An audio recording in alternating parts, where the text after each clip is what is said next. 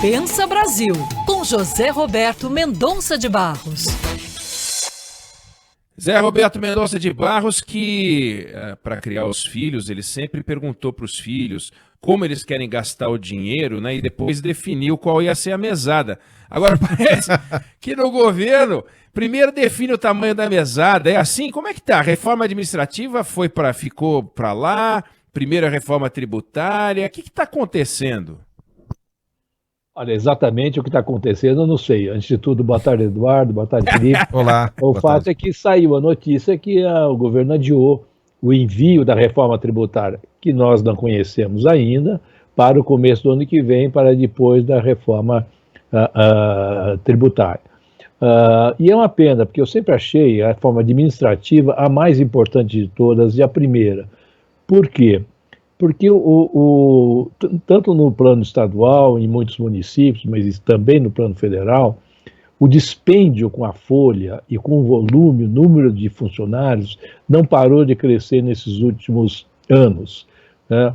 No governo federal, cresceu 33% e o salário real cresceu 32%. Então, a folha é enorme, tanto que tem muito estado que não consegue sequer pagar a folha, né? E isso ocupa cada vez mais uma proporção da arrecadação, né, Eduardo? Então é o que você estava falando da mesada, né? Quer dizer, primeiro vem a obrigação, depois tem que ir atrás do dinheiro e não para de aumentar o impacto da folha, que já é mais de 4% no governo federal do PIB, em cima do gasto total. Com isso, naturalmente, sobra menos dinheiro para investimento, para outros gastos, etc. E o setor público, em geral, mas eu estou falando aqui específico do federal, né, ele não tem um sistema de avaliação de desempenho, como qualquer empresa. As pessoas são promovidas por tempo de serviço, e ponto final, tanto que 99,7% dos funcionários são sempre promovidos na carreira, independente de qualquer outra coisa, e paga-se muito bem. No meio dessa pandemia, onde a gente ficou sem renda, onde os salários de muita gente foram renegociados para baixo, a gente tem, por exemplo, nas carreiras universitárias, o salário médio no governo federal é acima de R$10 mil, no setor privado é de 3 mil. Quer dizer, é uma distância insustentável, cada vez mais insuportável e muita rigidez. A reforma administrativa deveria endereçar essas questões e aí, como consequência, liberar para a mesma arrecadação de impostos mais recursos para gasto de investimento. E isso fica para as calendas, né? O ano que vem, quem sabe o que vai acontecer o ano que vem, né? É uma pena, viu, Eduardo? É realmente uma pena. O Paulo Guedes falava em janeiro que mandaria a reforma administrativa em 15 dias, ele deu uma entrevista. Chegou março, quando veio a pandemia, ele falou que a reforma administrativa compunha o pacote de reformas essenciais e teria que ser analisada pelo Congresso. E agora, chegamos em agosto, a reforma administrativa ficou para qualquer data, porque ano que vem, depois a gente vê o que acontece no ano que vem. A questão é, da mesma forma que a reforma da Previdência foi adiada e o Brasil só enfrentou a hora que o sistema faliu, qual vai ser o próximo cenário? Não vai ter dinheiro para pagar funcionário? Porque o dinheiro acaba. O dinheiro para investimento acabou. A gente discutia dinheiro para investimento e ele acabou. Nós não temos mais dinheiro para investimento. Hoje em dia, o imposto vai todo para custeio e folha.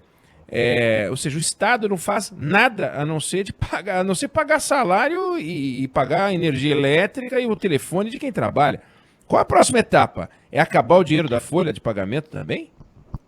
No governo federal, não, né? Porque ao contrário dos estados, você já noticiou muitas vezes, muitos estados que não conseguiam pagar a folha. Mas o Estado tem dificuldade de se endividar e de elevar imposto. O governo federal, não. Isso que é ruim, né? Quer dizer, não é que vai acabar o dinheiro da folha, mas isso acaba compondo um conjunto de gastos que acaba levando a sugestão de aumentar tributos. Está aí a CPMF, que não é CPMF, que não nos deixa mentir, e ao mesmo tempo, no limite, aumentar o endividamento do Tesouro Nacional, né? Então, com efeitos secundários muito ruins, né? O do investimento já acabou, né? Como você bem mencionou, né? É muito ruim e muito ineficiente. Não é razoável que alguém que ganha um salário 3 vezes maior do que o setor privado não tenha nenhum critério de avaliação. E o poder das grandes corporações do setor público, seja das corporações militares, das corporações das carreiras jurídicas, por exemplo, é imenso, né? E já seria difícil, né? E agora, antes de começar a discutir o assunto, já ficou lá para frente, que é o reconhecimento dessa dificuldade. É uma pena, eu acho lamentável, e no meu sempre achei que essa seria a primeira de todas, que deveria, inclusive, para tornar mais justa, né, a carga, mais justa, e não é isso que a gente vê, ao contrário. E durante essa pandemia, nós vimos que as corporações públicas continuaram vorazmente querendo saber das suas benefícios, vantagens, penduricalhos e coisas assim. É muito ruim, viu, Eduardo? E muito ruim para a retomada do crescimento. E mais do que tudo, é muito injusto, né? Aqueles que sempre ganharam venceram de novo, né? Por enquanto, isso está acontecendo. Exatamente. Infelizmente é isso. E essa é um dos indicadores de por que o Brasil não consegue mais crescer. Né? Porque tem pedaços do governo que arrecada para pagar o governo e não para fazer serviço público. É isso aí, Pensa Brasil, com o nosso José Roberto Mendonça de Barros. Obrigado, voltamos a falar na terça-feira da semana que vem. Um abraço, boa semana. Abraço, professor.